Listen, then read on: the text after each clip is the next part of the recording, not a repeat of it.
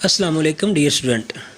Lecture number 13 के साथ हाज़िर हैं आपके sir Mohammad Aslam. Lecture number 13 में हम लोग यूनिट नंबर 6 पढ़ेंगे, लेकिन लेक्चर स्टार्ट करने से पहले आप सब बच्चों से रिक्वेस्ट है कि हमारे स्कूल के चैनल को सब्सक्राइब कर लें और बेल आइकन के बटन को प्रेस कर दें ताकि आने वाला नया लेक्चर आपको वक्त पर मिल सके। तो चलते हैं लेक्चर की जानिब। Unit number 6 direct and inverse variation. Variation का मतलब होता है तब्दीली। डायरेक्ट कहते हैं बराह रास्त, इन्वर्स कहते हैं मकूस उल्ट, यानी बराह रास्त और उल्ट मकूस तब्दीली। तो इसका मतलब ये होता है कि ऐसी तब्दीली, डायरेक्ट का मतलब ये होता है कि ऐसी तब्दीली जब दो मिकदारों में इजाफा या दोनों मिकदारों में कमी हो रही हो तो इस किस्म की तब्दीली को डायरेक्ट प्रोपोर्शन कहते हैं। यानी दो मिकदारें हों, उनमें एक मिकदार में इजाफा हो तो दूसरे में कमी हो। मिसाल के तौर पर एक घर में 5 लोग रहते हैं तो वो 20 किलोग्राम गंदम खाते हैं एक महीने में। तो अगर वहाँ पे 10 लोग और आ जाएं, यानी 15 लोग हो जाएं, तो ज़ाहिर है वो गंदम कम खाएंगे या ज़्यादा खाएंगे। इस तरह ऐसी तब्दीली जो इसमें दोनों मिकदारें बढ़ रही हों या जिसमें दोनों मिकदारें कम हो रही हों, तो ऐसी तब्दीली को डायरेक्ट वेरिएशन कहते हैं। जबकि इन्वर्स इसके उल्ट होता है। इन्वर्स का मतलब होता है माकूस, यानी ऐसी तब्दीली जिसमें एक मिकदार बढ़े तो दूसरी में कमी वाक़या हो, एक मिकदार के बढ़ने से दूसरी भी उसी तनासब से कम हो रही हो, तो इस किस्म की तब्दीली को इन्वर्स वेरिएशन कहा जाता है। तो इस चैप्टर में सबसे पहला टॉपिक है हमारा इंट्रोडक्शन, यानी तारुफ। तारुफ में हम रेशो के वाले से पढ़ेंगे। तो रेशो का मतलब ये होता है कि a relationship between two quantities. देखिए, a ratio is the numerical relationship between two or more quantities having the same unit. यानी जो रेशो होता है वो दो मिकदारों के दरमियान बाहमी अददी ताल्लुक़ होता है। अदाद का ताल्लुक़, दो मिकदारों के दरमियान अदाद के ताल्लुक़ को रेशो का नाम दिया जाता है। तो कंटिन्यूड रेशो, कंटिन्यूड रेशो से मुराद मुसलसल निस्बत कहते हैं इसको, उर्दू में इसको मुसलसल निस्बत का नाम दिया जाता है। इफ़ द टू रेशो, दो रेशो की बात हो रही है, दो क्वांटिटीज़ की बात नहीं हो रही, दो ratio. If two ratio A and B and C are given for 3 quantities A, B and C, then the ratio ABC, A ratio B ratio C is called continued ratio, which can be written as, ये आपके सामने लिखा हुआ है। तो यहाँ पे आपको ये बात ध्यान में रखनी पड़ेगी कि ये दो रेशो जो हमारे सामने दी गई हैं, इनमें पहली रेशो में B और दूसरी रेशो में भी B, ये दोनों में जो B नज़र आ रहा है आपको, ये कॉमन नंबर है, 2 दफ़ा आ रहा है। तो कॉमन नंबर को आप सेंटर में लिखेंगे, बाकी नंबर आप तरतीब के साथ लिख देंगे। तो जो कॉमन नंबर होगा दो रेशो में, जो कॉमन नंबर होगा आप सेंटर में लिखेंगे, बाकी नंबर आप तरतीब के साथ लिख देंगे। जैसे यहाँ पे लिखा हुआ नज़र आ रहा है A रेशो B, नीचे भी B रेशो C, ऐसे फिर आपने इसको मल्टीप्लाई कर देना है और आगे इसका सोल्यूशन ले आना है। अब इसमें एग्जाम्पल के जरिए आपको समझाता हूँ। The ratios are AB is equal to 1:2, B ratio C is equal to 2:3। तो हमने वैसे लिखा, देखें A B कॉमन नंबर है, B कॉमन एलिमेंट है, तो कॉमन सेंटर में लिखा। उसके बाद C है तो बाकी हमने तरतीब से लिख दिया, A और C हमने तरतीब से लिख दिया। अब ज़रा A रेशो B था वो 1:2 और B रेशो C था वो 2:3 लिख दिया। अब वैसे 1 2 3 रेशो अगर B कॉमन था तो वो 2 कॉमन, इस तरह ये रेशो बनती है। अब कंटिन्यू रेशो को सॉल्व कैसे किया जाता है ये मैं आपको समझाता हूँ। इसी के लिए एग्जांपल देखिएगा ज़रा। Salim is common number, sorry example ये, the ratio of Salim's income to Haider's is 2:3 and Imran income Salim is 1:2। Find the continued ratio among their incomes, यानी उनकी आमदन के दरमियान मुसलसल निस्बत मालूम करें। तो इन दोनों रेशो में देखें ज़रा, Salim income to Haider, Imran income to Salim, दोनों में कौन सा डिजिट सेम आ रहा है? सलीम। कौन सा नेम सेम आ रहा है? सलीम। तो सलीम को हमने सेंटर में लिखा, तो पहले हैदर था, हैदर शुरू में लिख दिया, उसके बाद इमरान था तो इमरान हमने बाद में लिख दिया। अब जिस तरीके से, जिस तरतीब से, जिस ऑर्डर से इनकी रेशो मौजूद है, उसी रेशो की वजह से आपने इनको नीचे लिख देना है। देखिएगा ज़रा, सलीम इनकम हैदर की 3 थी, सलीम की 2, वैसे 3:2 लिख दिया। उसके बाद इमरान की इनकम सलीम के साथ, सलीम की रेशो 5, इमरान की 1, सलीम की 5 लिख दी, इमरान की 1 लिख दी।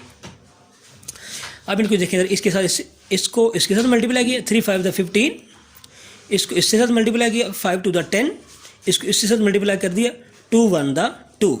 इनके दरमियान जो कंटिन्यू रेशो आई है वो 15:10:2 आया है। इस तरह ये आपके सारे के सवाल आपने हल करने हैं। ये ABC भी आपके सामने जिस मिसाल के जरिए समझाया गया, देख लें ज़रा।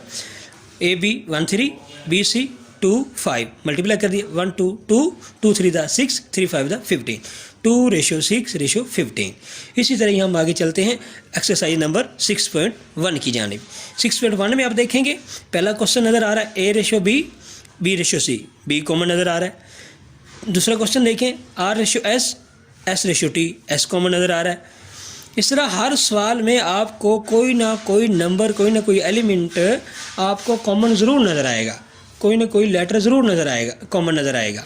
तो मैं आपको क्वेश्चन नंबर 3 करके समझाता हूँ, देखिएगा ज़रा। If P:Q = 1:2 and Q:R = 1:2, then find P:Q:R। यानी PQ 1 2, QR 1 2, और हमने फाइंड आउट करना है PQR। इन दोनों में कॉमन नंबर कौन सा है? Q। तो आगे मैं आपको समझा के दिखाता हूँ कि अपने सवाल को किस तरह हल करना है। क्वेश्चन नंबर 3 में PQ, if P:Q = 1 2 and QR = 1:2, then find PQR। Q हमारे पास कॉमन नंबर था, कॉमन एलिमेंट था, कॉमन लेटर था, तो हमने उसको सेंटर में लिखा। P बाकी हमने तरतीब से लिख दिया, P एंड R, P:Q:R। अब P और Q की रेशो क्या थी? 1 और 2, 1 और 2 लिख दी। इसके बाद Q और R की रेशो क्या थी? 1 और 2, वो भी 1 और 2, तो वो भी मैंने वैसे लिख दी। Q के नीचे Q की लिख दी और R के नीचे R का नंबर लिख दिया। अब हमने इसको मल्टीप्लाई करना है, इसको इसके साथ मल्टीप्लाई किया, 1 × 1, 1 1 द 1, इसको इससे मल्टीप्लाई किया, 2 1 द 2, इसको इसके साथ मल्टीप्लाई किया, 2 2 द 4। इस तरह इनमें कंटिन्यू रेशो क्या है? 1:2:4। एक और बात ध्यान में रखिएगा, अगर दोनों के दरमियान तीनों जो मुसलसल निस्बत आपके सामने मौजूद हैं, इनकी कटिंग एक ही डिजिट पे होती है तो आपने कटिंग कर देनी है। इसकी और इसकी होती है, इसकी नहीं होती, तो हम किसी को भी कटिंग नहीं करेंगे। यानी कि 2 की हो तो आप 2 की कर दे तो आपकी गलत हो जानी, तीनों की करनी है, तीनों डिजिट की करनी है। तो इस तरह आगे मैं आपको ये बाकी सारे एक सवाल मैंने आपको समझा दिया, बाकी सवालों की आप प्रैक्टिस करेंगे। तो बाकी सवाल भी सेम इस तरह ही है। L:M, देखिए ज़रा, L:N, तो N सेंटर में आ रहा है, MLN आप लिख देंगे। इस तरह आपने इस सवालों को हल करना है, बाकी सवाल भी सेम है, कोई इसमें मुश्किल नहीं है। तो क्वेश्चन नंबर 6, 7, 8 और 9 वो थोड़े से स्टेटमेंट वाले क्वेश्चन है, वो भी इसमें से मैं आपको एक समझा देता हूँ। क्वेश्चन नंबर 7 देखिएगा ज़रा। Ahmed and Irfan got a profit in a business in the ratio of 5:4। यानी अहमद और इरफान ने बिज़नेस स्टार्ट किया और प्रॉफिट हासिल किया 5:4 के हिसाब से, 5:4 के हिसाब से। और Irfan and Wasim got a profit in the ratio, Irfan और वसीम ने जो प्रॉफिट हासिल किया उनकी रेशो 8:9 था। Find the ratio of profit among Ahmad, Irfan and Wasim. अब आप इस क्वेश्चन में देखें कि कौन सा नेम है जो कॉमन है। अहमद एंड इरफान इसके साथ है, इरफान एंड वसीम, तो ज़ाहिर आपको नज़र आ रहा है इरफान 2 दफ़ा है, इरफान कॉमन नंबर है, कॉमन नेम है, तो आपने इरफान को सेंटर में रखना है जैसे यहाँ पे लिखा हुआ है। बाकी हमने वैसे लिखा, अहमद एंड इरफान की प्रॉफिट में क्या रेशो थी? 5:4। इरफान एंड वसीम की रेशो क्या थी प्रॉफिट में? 8:9। अहमद, इरफान एंड वसीम, इनकी रेशो आपके सामने लिख दी है मैंने। अब हमने तरतीब से लिखा, नेम अहमद, इरफान सेंटर में लिखा, वसीम बाद में लिख दिया। अहमद और इरफान की रेशो क्या थी? अहमद की रेशो 5, इरफान की रेशो 4, इसके बाद इरफान की रेशो 8 और वसीम की रेशो 9।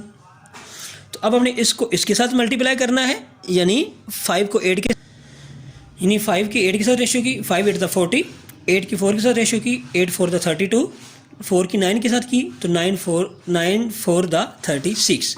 अब ये रेशो आपके सामने। अब इसकी आप कटिंग करनी है, कटिंग होती है तो कर देनी, नहीं होती तो आपने नहीं करनी, होती है कटिंग। 8 पे हो रही है, सॉरी 4 पे हो रही है। 4 1 दा 4, 0 का 0, इस तरह रेशो। 4 8 दा 32, फिर रेशो 9 4 दा 36। तो इनके दरमियान जो कंटिन्यू रेशो आई है वो रेशो है 10:8:9। तो अहमद, इरफान एंड वसीम के दरमियान जो कंटिन्यू रेशो है वो 10:8:9 है। तो इस तरह क्वेश्चन नंबर 7। बाकी 4 क्वेश्चन 3 रह गए, उनकी आपने प्रैक्टिस करनी है, तो बाकी सवाल आपको समझ आ जाएंगे। अगर समझ नहीं आती तो आप वीडियो को दोबारा देखिए और कमेंट में अपने सवाल लिख दें, आपको आपके सवाल का जवाब मिल जाएगा। तो लेक्चर स्टार्ट करने से पहले मैं आपको थोड़ा सा तनासुब के वाले से भी बता दूँ। प्रोपोर्शन, तनासुब, प्रोपोर्शन यानी तनासुब।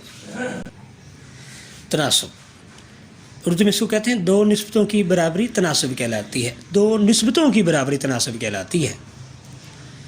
The equality of to ratio is called proportion.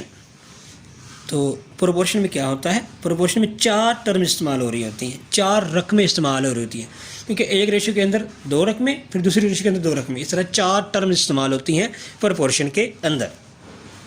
Proportion की जो अलामत होती है वो इस तरह 4 डॉट लगाकर उसकी अलामत को शो किया जाता है, तनासुब की अलामत को। तो यहाँ पे देखिएगा ज़रा, जब हम इस 4 रकमें इस तरह लिखते हैं, देखिएगा यहाँ पे लिखा हुआ है मिसाल के अंदर A/B is equal to C/D, A, B, C, D, ये 4 टर्म इस्तेमाल होती हैं प्रोपोर्शन के अंदर। तो जब हम इस तरह लिखते हैं तो A इसको पहला तनासुब, B इसको दूसरा तनासुब, C इसको तीसरा तनासुब और D इसको चौथा तनासुब कहते हैं। तो पहला और जो चौथा तनासुब होता है यानी A और D, ये इनको हम तरफैन कहते हैं। इसके साथ है B और C दरमियान वाली 2 रकमें, दूसरा और तीसरा तनासुब, इसको हम वस्तैन कहते हैं। वस्तैन को इंग्लिश में मीन्स का नाम दिया जाता है और तरफैन को इंग्लिश में एक्सट्रीम, रियाजी में एक्सट्रीम कहते हैं। तो इसका जो फार्मूला होता है प्रोपोर्शन फाइंड आउट करने का, वस्तैन का हासिल ज़रब बराबर है तरफैन का हासिल ज़रब। वस्तैन का हासिल ज़रब बराबर है तरफैन का हासिल ज़रब, यानी product of means is equal to product of extreme. इस तरीके से हम आगे सवाल हल करेंगे अगले 6.2 और 6.3। तो इसके साथ प्रोपोर्शन का मेथड हम यूज़ करेंगे। तो आपको ये फार्मूला याद होना चाहिए, अगली मश्क में ये फार्मूला यूज़ होना है, इस्तेमाल होना है। इस फार्मूले के मुताबिक हम सवाल हल करेंगे। तो मैं उम्मीद करता हूँ कि आपको इन सवालात की समझ आ गई होगी, 6.1 की भी समझ आ गई होगी और इस फार्मूले की भी समझ आ गई होगी। लेकिन फिर भी अगर समझ नहीं आई तो आप वीडियो को दोबारा देखें। इसके साथ अगर तो बार बार देखें, फिर भी समझ नहीं आती तो आप लोग कमेंट में अपना सवाल लिखें, आपको आपके सवाल का जवाब मिल जाएगा। तो इसके साथ सवालों की प्रैक्टिस भी करें और वक्त ज़ाया ना करें। तो नेक्स्ट लेक्चर तक के लिए हमें इजाज़त दीजिए, लेकिन जाते जाते मैं आपको रिक्वेस्ट करूँगा कि हमारे स्कूल को चैनल को सब्सक्राइब कर लें। नेक्स्ट लेक्चर तक के लिए अल्लाह हाफिज़।